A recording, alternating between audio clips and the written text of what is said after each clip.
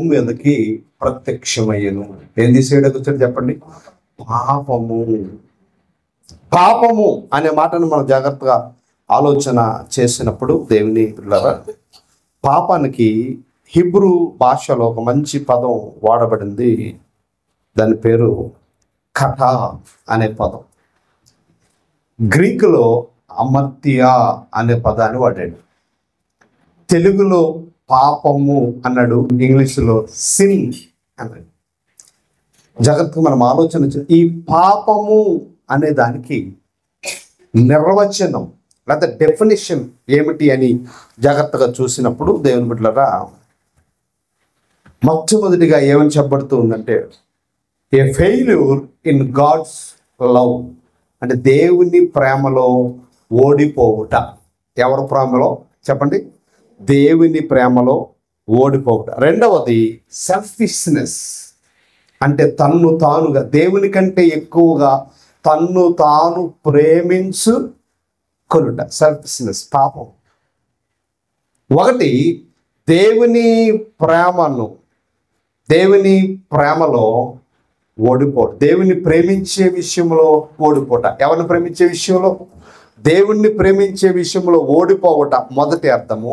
రెండవది దేవుని కంటే ఎక్కువగా నిన్ను నీవు ప్రేమించుకొనుట. మూడవ భావము దేవుని బిడ్డలారా, దేవుని మార్గములో నుండి తప్పిపోవడం.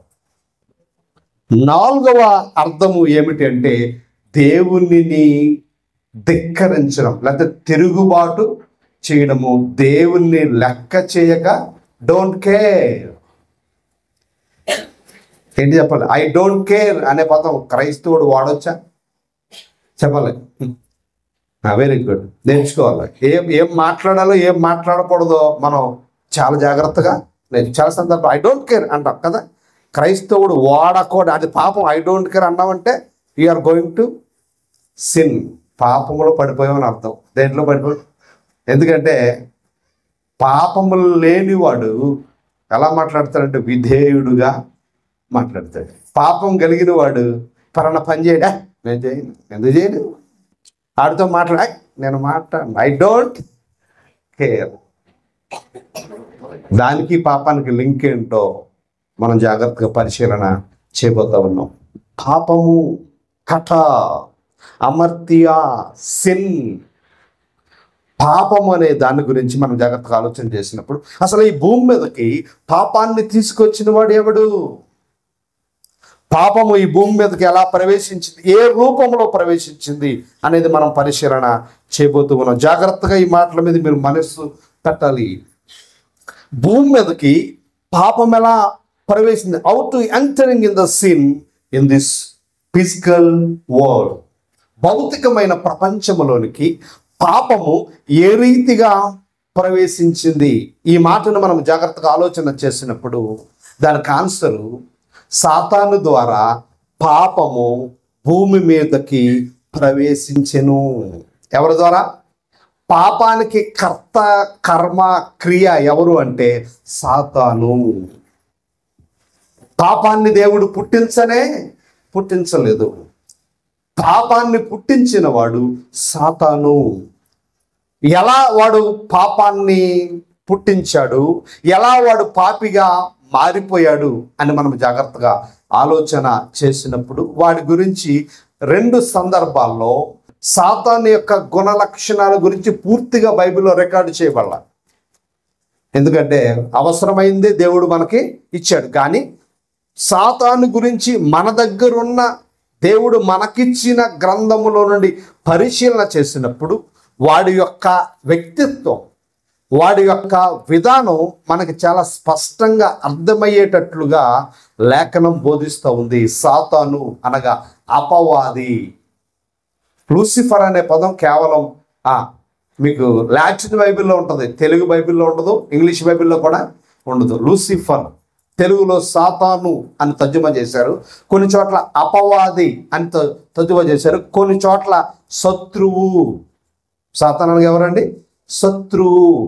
సాతాను యొక్క జీవితాన్ని మనము ఆలోచన చేసినప్పుడు దేవుడు సాతానుకు చాలా ఉన్నతమైన స్థానం ఇచ్చాడు లూసిఫర్గా పరలోకములో. కానీ సాతాను తన స్వభావ సిద్ధిగా ఎలాంటి స్వభావాన్ని చూపించాడు అని మనం ఆలోచన చేసినప్పుడు సాతాను యొక్క ఒరిజినాలిటీ బైబిల్లో రాయబడలేదు, కానీ సాతాను యొక్క లక్షణాల గురించి మాత్రము వ్రాయబడింది. యెషయా గ్రంథం 13వ అధ్యాయంలో బబులోను గురించి మాట్లాడుతూ, దేని గురించి మాట్లాడుతుంది అక్కడ వాక్యం? బబులోను గురించి మాట్లాడుతూ 14వ అధ్యాయంలో బబులోను రాజు యొక్క క్యారెక్టర్, అంటే బబులోను రాజు యొక్క వ్యక్తిత్వము సాతానుతో ముడివేయబడింది. అంటే బబులోను రాజు సాతాను వలె ఉన్నాడు అని సాతానులో ఉన్న లక్షణాలను వాక్యం మనకు చూపిస్తా ఉంది. 12వ వచనం, తేజో నక్షత్రము. ఎవడు అంటే సాతానుకు పెట్టబడిన పేరే ఇది. ఏ నక్షత్రం వాడు? తేజో నక్షత్రము. అందుకని బైబిల్ అందు వాడిని వెలుగు దూత, ఇంగ్లీష్లో ద క్యారింగ్ లైట్, అంటే వెలుగును మోసుకొని పోవాడు. ఏం మోసుకొని పోవాడు? వాడు వెళతా ఉంటే వాడితో ఏం వెళ్ళేది? వెలుగు వెళ్ళేది. అలాంటి స్థాయిలో ఉన్నాడు, తేజో నక్షత్రంగా వాడు ఉన్నాడు. దేవుడు చాలా ఉన్నతమైన స్థానం ఇచ్చాడు. దూత గణములో ఎన్ని రకాలంటే దాదాపుగా 7 రకాల దూతలు ఉన్నారు. ఎన్ని రకాల దూతలు ఉన్నారండి? ఏంజియాలజీ, మనం జాగ్రత్తగా దూత శాస్త్రాన్ని పరిశీలన చేసినప్పుడు బైబిల్లో అన్ని పేర్లు రికార్డు చేయబడలేదు, కానీ మనకి కెరూబులు కనబడతారు, శరాపులు కనబడతారు దేవుని బిడ్డలారా. కానీ సాతాను ఏ భాగానికి చెందినవాడు అంటే, ఏ టీంకి చెందినవాడు అంటే కెరూబు. కెరూబు అంటే అందరికంటే ప్రధానమైన దూతలు కెరూబులు. ఎవరు చెప్పండి? ప్రధానమైన దూతలు, మెయిన్ ఏంజిల్స్ అన్నమాట. ఆ ప్రధానమైన దూతలలో ఎవరున్నారు అంటే లూసిఫరు ఉన్నాడు. దేవుడు వాడికి ఇచ్చిన గొప్పతనం ఏంటంటే తేజో నక్షత్రం, అంటే వెలుగుతా ఉండేవాడు. ఎలాంటి వాడు చెప్పండి? సాతాను వెలుగు కలిగిన వాడు. అలా వెలుగుతూ దేవుని బిడ్డలారా అక్కడ రాయబడిన మాట ఏమన్నాడు? తేజో నక్షత్రమా, వేకువ చుక్క, నీవెట్లు ఆకాశము నుండి పడితివి. జాగ్రత్తగా మాటలు ఆలోచన చేసినప్పుడు ఎందుకు పడిపోయాడు? 13వ వచనము, నేను ఆకాశముకి ఎక్కిపోయేదును, దేవుని నక్షత్రములకు పైగా నా సెల్ఫిష్నెస్. ఏం కనబడుతుంది ఇక్కడ? నా స్థాయి దేవుని కంటే ఎక్కువగా ఉండాలి. భయంకరమైన పాపాలలో దేవుడు క్షమించని పాపం ఏదైనా ఉందంటే చాలా ఉన్నాయి. దేవుడు క్షమించని అందులో మొట్టమొదటి పాపం ఏంటంటే సెల్ఫిష్నెస్, అంటే స్వార్థము, వ్యక్తిగతమైన స్వార్థం. అది పాపంలో కనపడదు. అదేంటో మనకి అండి రాజుగారు ఎలా కనపడదు? పాపానికి మూలం ఏంటి చెప్పలేదు. నేను ఆకాశమునకు ఎక్కిపోదును. చాలా సందర్భాలు అంటాం, ఆడంత ఆడు బతుకెంత ఆడు జీవితం అంటావా? లేదా కోపం వచ్చినప్పుడు ఏమంటాం? పాటరుగాడా ఆడెంత, నేను కాకమొన్న వచ్చాడు పొరుగురుడు. ఈ పాస్టర్ గారు ఆ పాస్టర్ గారిని అంటాడు, ఆడికి అసలు అక్షర జ్ఞానమే. పాస్టర్లు బలి తిట్టుకుంటారు. కానీ అది క్షమించరాని పాపం అనే విషయం, అక్షర జ్ఞానం ఎవరికి లేదంటే సేవకులకే లేదు. గమనించాలి జాగ్రత్తగా. వాడి స్థాయి చూడండి. ఏమంటున్నాడు? నేను ఆకాశమునకు ఎక్కిపోదును, దేవుని నక్షత్రముకు పైగా నా సింహాసమును హెచ్చింతును, ఉత్తర దిక్కునున్న సభాపర్వతం, అంటే దేవుడు కూర్చున్న పర్వతం మీద నేను కూర్చుంటాను. అవసరమైతే దేవుడి కంటే ఎక్కువగా నేను వెళ్ళిపోతాను. అంటే గర్వము, ప్రౌడ్నెస్ ఏంటి చెప్పండి? గర్వము. ఏ పాపం ఇది? క్షమించరాని పాపం.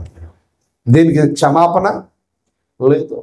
గర్వము ఎలాగా అంటే పాపము యొక్క మూలం ఎందులో నుంచి వచ్చింది? స్వార్థములో నుండి. అది ఎలా మారింది? గర్వముగా మారిపోయింది. వాడు గర్వించాడు. దేవుడిచ్చిన స్థాయిని, దేవుడిచ్చిన స్థానాన్ని, దేవుడిచ్చిన మహిమను, దేవుడిచ్చిన ప్రభావాన్ని, దేవుడిచ్చిన ఉనికిని వాడు నిర్లక్ష్యము చేసి వాడు గర్వించాడు. ఏం చేశాడు చెప్పండి? గర్వించాడు. సెల్ఫిష్నెస్. వాడు గర్వం. ఆకాశం నుండి ఎక్కడ తీసుకొచ్చాడు దేవుడు? భూమి మీదకి తీసుకొచ్చాడు. అందుకని 10వ కీర్తనలు అంటాడు, 10వ అధ్యాయం 4వ వచనంలో, దుష్టుడు పొగరెక్కి యెహోవా ఏం చేస్తాడు? విచారణ. దేవుడు ఏం చేస్తాడు? దేవుడు నన్ను ఏం చేస్తాడు అంటాడ. దుష్టుడు అనగా ఎవడు? సాతాను లక్షణం. దేవుడు ఏం చేస్తాడు? ఎవడేం చేస్తాడు? ఆడేం చేస్తాడు? ఐ డోంట్ కేర్, నేను ఎవరిని లెక్క చేయను. నోరు ఇప్పితే చాలు వచ్చేది ఈ పదాలు. నేను ఎవరిని లెక్క చేయను. ఎవరు నన్ను ఏం చేయగలడు? ఎవరు నా ముందు సరిపోతాడు? సాతాను లక్షణం దుష్టుడు పొగరెక్కి. పొగరు ఎంత క్లియర్గా రాయబడింది వాక్యం. అహంకారం, గర్వము, సెల్ఫిష్నెస్ లో నుంచి వచ్చేది. స్వార్థం ఎప్పుడైతే మనిషికి పెరిగిందో అహంకారం ఆటోమేటిక్గా వచ్చేస్తుంది. దేవుడు క్షమించరాని పాపం. వాడు ఎంత పొగరగా మాట్లాడుతూ ఉన్నాడు. ఏమన్నాడు? దేవుని పర్వతాన్ని మీద కూర్చుంటాను నేను, ఆకాశానికి ఎక్కి వెళ్ళిపోతాను నేను. వాడు లక్షణం. రెండవది తూరు రాజు గురించి మాట్లాడుతూ ఉన్నాడు. తూరు రాజు గురించి యెహెజ్కేలు గ్రంథంలో మాట్లాడుతూ ఏమంటాడో తెలుసా? తూరు రాజు గురించి యెహెజ్కేలుతో మాట్లాడుతూ 28వ అధ్యాయము 13వ వచనం, దేవుని తోట యగు ఏదోను. ఏ తోటలో ఉన్నాడంటే వీడు? దేవుని తోట యగు ఏదేనులో నీ ఉంటివి. ఎంత గొప్ప స్థానం ఇచ్చాడు దేవుడు, ఎంత గొప్ప స్థాయినిచ్చాడు దేవుడు. ఎవరికి? లూసిఫర్కి. ఎవరికి చెప్పండి? వాడు ముందు ఎవరు? లూసిఫర్. వెలుగును మోసుకుని పోవు దేవుని దూత, ప్రధాన దూతలలో ప్రధానమైన దేవుని దూత. దేవుడిచ్చిన స్థాయిని, దేవుడిచ్చిన స్థానాన్ని వాడు ఏదైనా వనములో ఉంటూ జాగ్రత్తగా మనం ఆలోచన చేసినప్పుడు దేవుని బిడ్డలారా ఎలా ఉన్నాడు వాడి స్థాయి చూడండి. నీ ఉంటివి మాణిక్యము, గోమేదకము, సూర్యకాంతమని, రక్తవర్ణపురాయి, సులిమానురాయి, మరకతన్నీలము, పద్మరాగము, మాణిక్యము అను అమూల్య రత్నములతోనూ బంగారముతోనూ నీవు అలంకరింపబడి. అబ్బా, ఎంత అందం, ఎంత సౌందర్యం, ఎంత ఉన్నతమైన స్థాయి, ఎంత మహోన్నత స్థితి. అలంకరణ ఒక ఎత్తు అయితే 14వ వచనంలో అభిషేకించబడ్డాడట. అబ్బా, ఇది అంటే అభిషేకించబడ్డ ప్రత్యేకించ.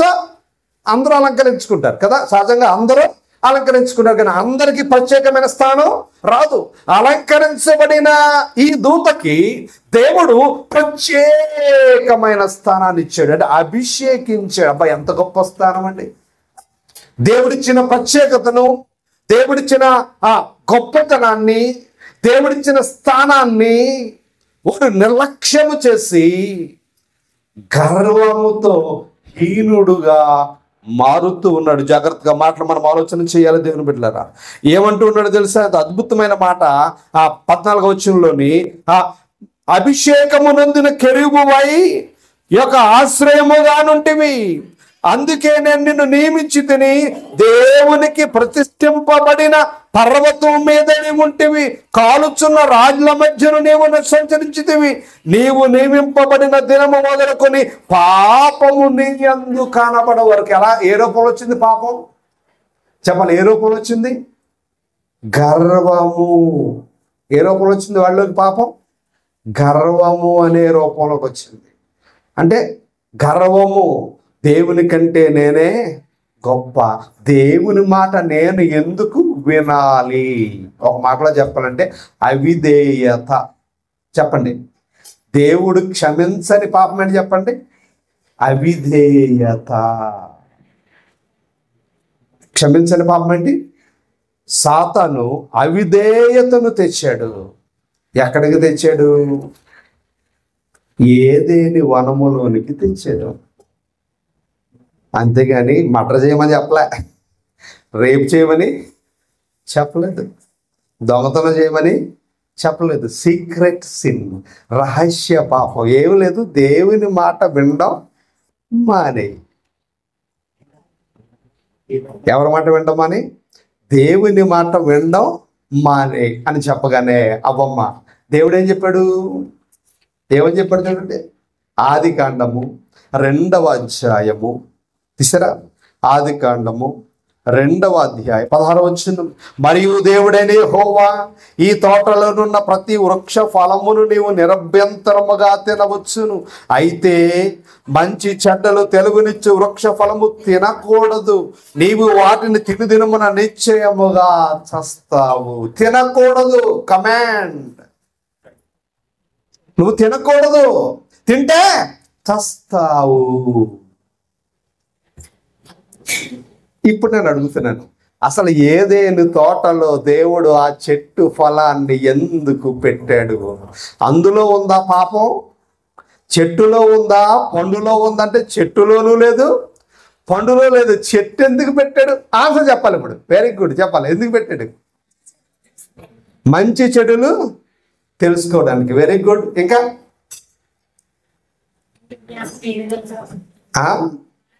మానవుని జ్ఞానం పరీక్షించడానిక. Very good. ఇంకా చాలా సింపుల్ ఆన్సర్. చెట్టు ఎందుకు పెట్టాడు అంటే జాగ్రత్తగా మనం ఆలోచన చేసినప్పుడు, ఇప్పుడు నా కూతుర్ని అన్నాను, నువ్వు ఫెయిల్ అయిపోతావు అని అన్నాను అనుకో, ఏమవుతుంది? ఎందుకు? నేను నీ పోలిక, ఎవరి పోలిక? నీ పోలిక. నీ జ్ఞానం నా దగ్గర ఉంది, నీ సామర్థ్యం నా దగ్గర ఉంది, నీ బలం నా దగ్గర ఉంది, నేను ఓడిపోవడం ఏంటి? ఏమొచ్చింది మా ఇద్దరి మధ్య? ఇప్పుడు వాగ్యుద్ధము వచ్చింది, మాటల యుద్ధము వచ్చింది. ఇప్పుడు అది నేను ఖచ్చితంగా నువ్వు ఓడిపోతావు అని నేను చెప్పాలి అంటే నేను ఒక పోటీ చెప్పాలి, పెట్టాలి కదా. నువ్వు ఓడిపోతావంటే విను, ఎందుకంటే నా స్వభావం నీలో ఉంది. నేను ఎందుకు ఓడిపోతాను? వాటమని ఎవరు చెప్పండి ఒప్పుకోరు కదా. ఆ విషయం ఎరిగిన దేవుడు, భూత వర్తమాన భవిష్యత్తులు ఎరిగిన దేవుడు, ఆదాము నువ్వు ఓడిపోతావు, నువ్వు ఓడిపోతావు, నేను ఇచ్చిన మహిమను కోల్పోతావు అని చెప్తే ఏమంటాడు? నేనెందుకు కోల్పోతాను, నేనెందుకు ఓడిపోతాను, నేను ఓడిపోను, కావాలంటే పోటీ పెట్టాను అంటాడు అని ఎరిగిన దేవుడు, భూత వర్తమాన భవిష్యత్తులు ఎరిగిన దేవుడు, అందరి మనస్సులను ఎరిగిన దేవుడు చెప్పకుండా అన్నాడు, నువ్వు దాన్ని తినకూడదు. అంతే. పోటీ ఏంటది? దాన్ని ఓడిపోతాడని దేవుడికి తెలుసు, పడిపోతాడని దేవుడికి తెలుసు. సాతాను ఆదాములను పడవేస్తాడనే సంగతి దేవుడు ఎప్పుడో తెలుసు. అందుకే పడిపోయే వ్యక్తిని కాపాడడానికి దేవుడు ముందుగానే ప్లాన్, అంటే మంచి చెడు తెలుగునిచ్చు వృక్ష ఫలము ఏదేను తోటలో మొలిపించక ముందే దేవుడు ఒక ప్రణాళికను సిద్ధపాటు చేశాడు. ఎఫెసీ పత్రికలో ఆ మాట కనబడుతుంది. ఎఫెసీ పత్రిక జాగ్రత్తగా చూద్దామా? ఎఫెసీ పత్రిక త్వరగా ఒక అద్భుతమైన మాట మీ ముందు ఉంచడానికి నేను ఇష్టపడుతూ ఉన్నాను. ఎఫెసీ పత్రిక 1వ అధ్యాయం తీసారా? ఎఫెసీ పత్రిక 1వ అధ్యాయము తీసారా? ఎఫెసీ పత్రిక 1వ అధ్యాయము 4వ వచనం నుండి ఎట్లనగా, తన ప్రియులందు తాను ఉచితముగా మనకు అనుగ్రహించిన ఈ కృపా మహిమకు కీర్తి కలుగునట్లు తన చిత్త ప్రకారమైన దయా సంకల్పం చెప్పున యేసుక్రీస్తు ద్వారా తనకు కుమారుడుగా స్వీకరించుటకై మనలను ముందుగా తన కోసము ఎప్పుడు మనము తన ఎదుట పరిశుద్ధులుగా నిర్దోషులుగా ఉండవల్లని జగత్తు ఉత్పత్తి వేయబడక మునిపే ప్రేమ చేత క్రీస్తులో మనలను, చెట్టు పుట్టక మునిపే, ఏదైనా మనము రాక మునిపే, సృష్టి చేయక మునిపే దేవునికి తెలుసు నేను మనుషులను చేస్తాను, సాతాను వారిని అపరాధములో పడ వేస్తాడు. అందుకే పెట్టాడు. మరి నువ్వు ఓడిపోతావంటే ఒప్పుకుంటాడు ఆదాము. మనం ఒప్పుకుంటావా? ఆదాముని పక్కన మనం ఒప్పుకుంటావా? రానమ్మా నువ్వు పని చేయలేవంటే ఎందుకు చేయలేను, ఎందుకు నేను చేయలేను, చాలా అది మనసు. అంటే ఇప్పుడు మీకు అర్థం అవ్వాలి, అవిధేయత ఎవరి స్వభావము? సాతాను ఎందులోకి వచ్చింది? ఇప్పుడు ఆదాములోనికి వచ్చింది. ఏ స్వభావం ఇది?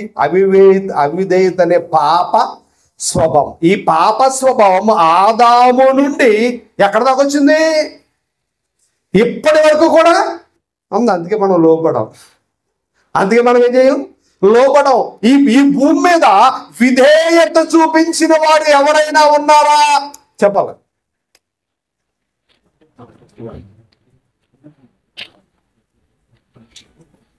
ఆదాము దగ్గర నుంచి ప్రారంభమైన ఈ అవిధేయత చెప్పలే. భూమి మీద విధేయతను చూపించిన వారు ఎవరైనా పాత నిబంధన చరిత్రలో అబ్రహాము గాని, ఇసాకు గాని, యాకోబు గాని, దావీదు గాని, ఇంకెవరున్నారు, మోషే గాని, పాత నిబంధనలో ఎవరైనా 100% దేవునికి విధేయత చూపించిన వారు ఎవరైనా ఉన్నారా చరిత్రలో?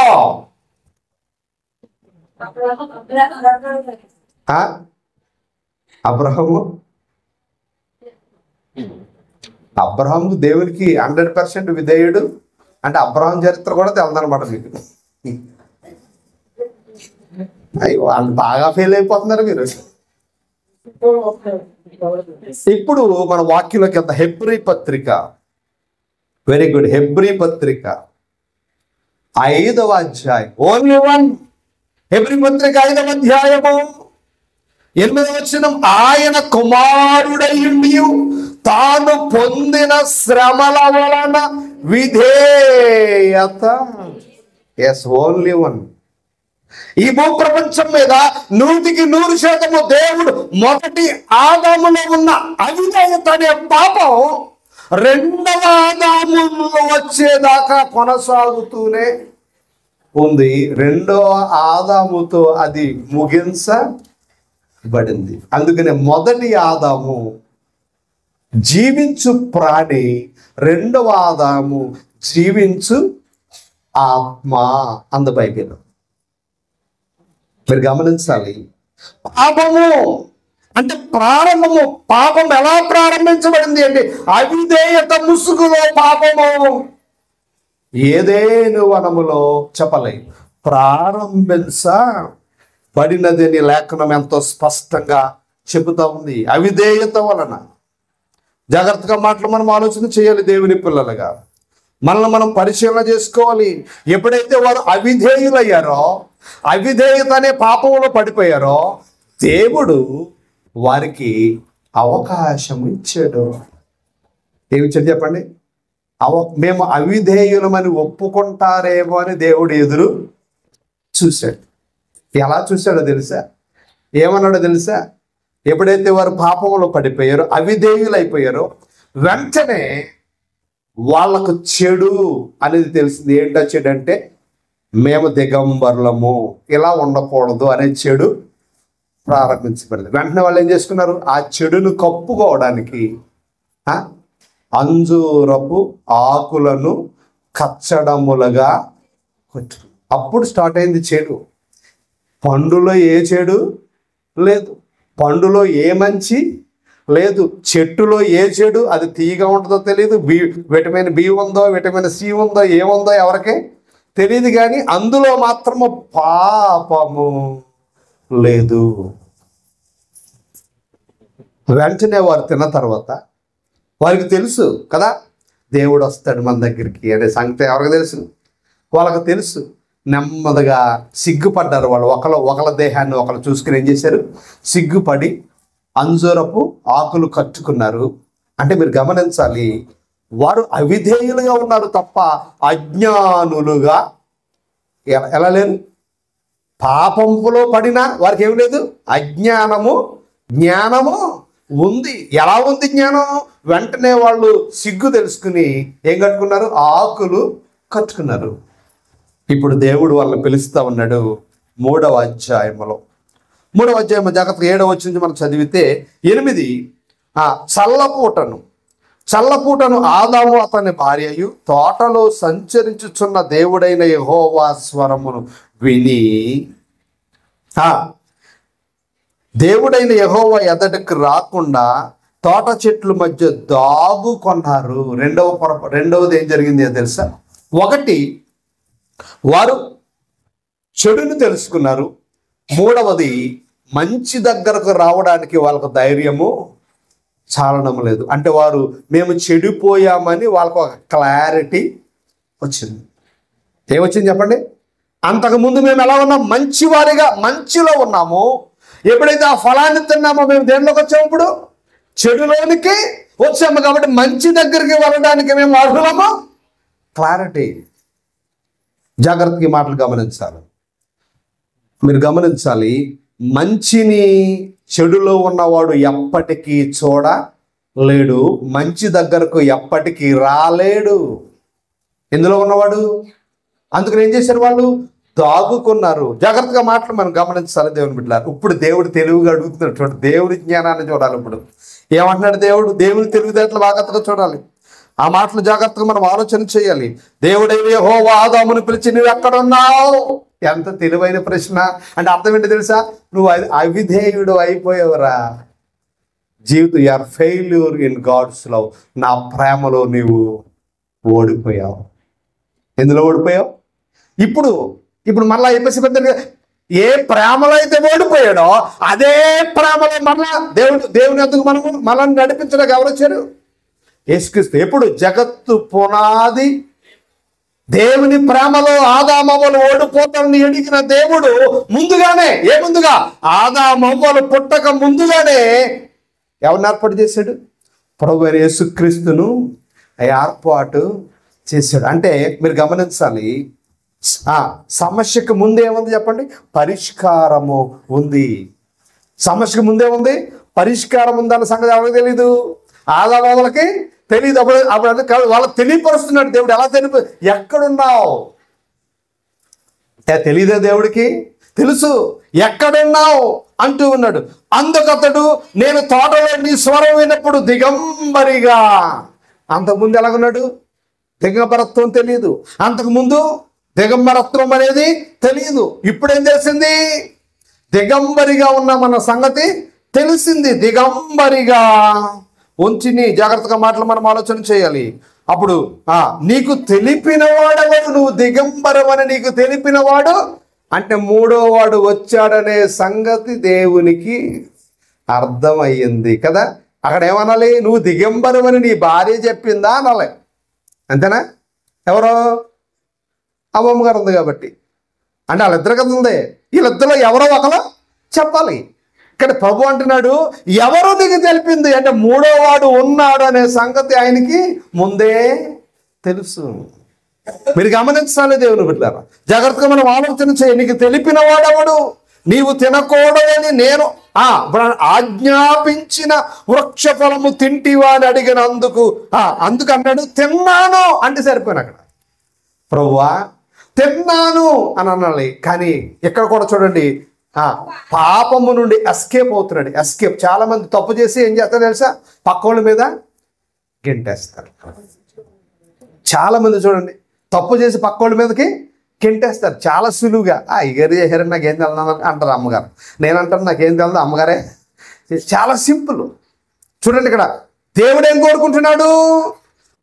తన అవిధేయతను తెలుసుకోవాలని దేవుడు ఆశ పడుతున్నాడు. కానీ అవిధేయతను ఒప్పుకోకుండా నీవు మళ్ళీ దేవుడి మీదే ఏం మోపుతున్నాడు? దేవుడి మీద ఒక నేరాన్ని మోపుతున్నాడు. ఏమని మోపుతున్నాడు? జాగ్రత్తగా మాట మనం నీవు నాకు ఇచ్చిన ఈ స్త్రీ అంటే ఈ స్త్రీయే లేకపోతే అసలు నేను పాపమే అవిధేయుణ్ణి కాకపోదును. పరీక్షలో ఫెయిల్ అయ్యానంటే కారణం నా బుర్ర కాదు, నీవు నాకు ఇచ్చిన. ఎంత దుర్మార్గం అండి ఆదాముది. జాగ్రత్తగా మనం ఆలోచన చేయాలి. ఈ విషయాన్ని జాగ్రత్తగా మనం ఆలోచన చేయాలి. అంటే సాతాను మనలో ఎలా సాతాను మన మీద ఊపి, చాలామంది అనుకుంటారు దెయ్యం మన మీద ఊపి ఊపిరాడుకో అలాంటి పనులు చేయండి. దానివల్ల వాడికి ఏమో ఉపయోగం లేదు. నీ మీద డ్యాన్స్ చేసాడు అనుకో, అయ్యో దెయ్యం అడిపోయింది రాత్రి అంటుందో కాబట్టి. అదేంటో 48 సంవత్సరాల నుంచి నా ఊహ తెలిసాక 8 సంవత్సరాలు తీసేస్తే అత్తయ్య గారు ఈ 40 సంవత్సరాల నుంచి ఎప్పుడు నా మీద పడలేదా? ఏంటది? దెయ్యం. కానీ నా బుర్రలో పడుతూ ఉంటుంది. ఎందులో పడుతుంది? నా బుర్రలో పడుతుంది. పాపం వైపు నన్ను ఆకర్షిస్తుంది, తప్పుడు వైపు నన్ను ఆకర్షిస్తుంది, చెడు వైపు నన్ను ఆకర్షిస్తుంది. అనేక సందర్భాల్లో నా బుర్రలో సాతాను గాడు ఎన్ని రకాలుగా నాతో యుద్ధమో. నా మీద ఎప్పుడు పడలేదు. నా మీద పడడం వల్ల వాడికి ఏమాత్రం ఉపయోగం?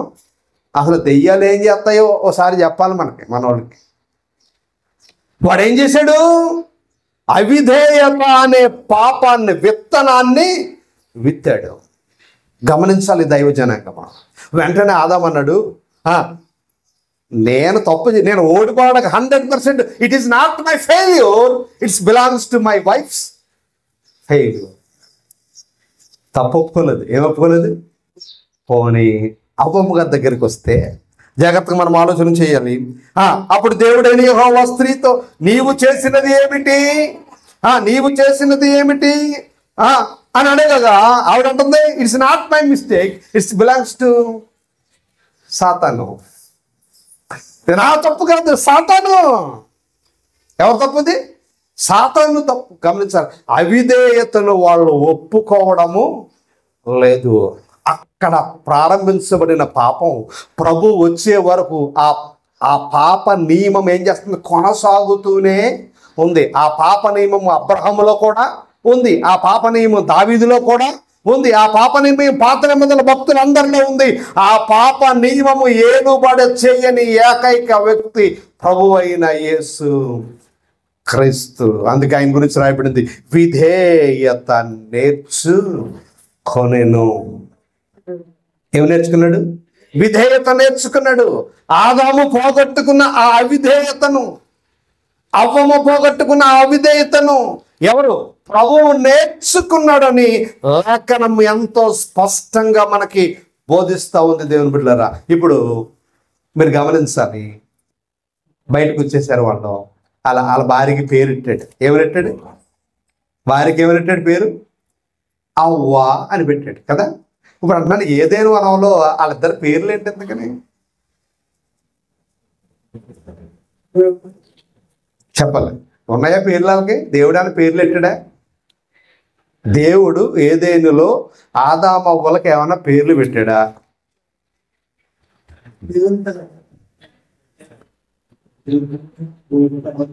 అనిపించేందుకు చూసేద్దాం. ఆదికాండం 5వ అధ్యాయం, ఆదికాండం 5వ అధ్యాయము 2వ వచనం. మగవాని గాను ఆడదాని గాను వారిని సృజించి, వారు సృజింపబడిన తర్వాత ఆ దినమున వారిని ఆశీర్వదించి వారికి నరులని పేరు. ఆదికాండంలో కూడా ఫెయిల్ అయిపోయాం మనం. ఏమని పేరు పెట్టాడు? నరులని పేరు పెట్టాడు. ఇప్పుడు విధేయత అనే పాపం ప్రారంభించబడి ఎన్ని రకాలుగా మారిందో, పాపము యొక్క పరిపక్వతను గురించి మనము రాబోయే దినాల్లో పరిశీలన చేయబోతా ఉన్నాం.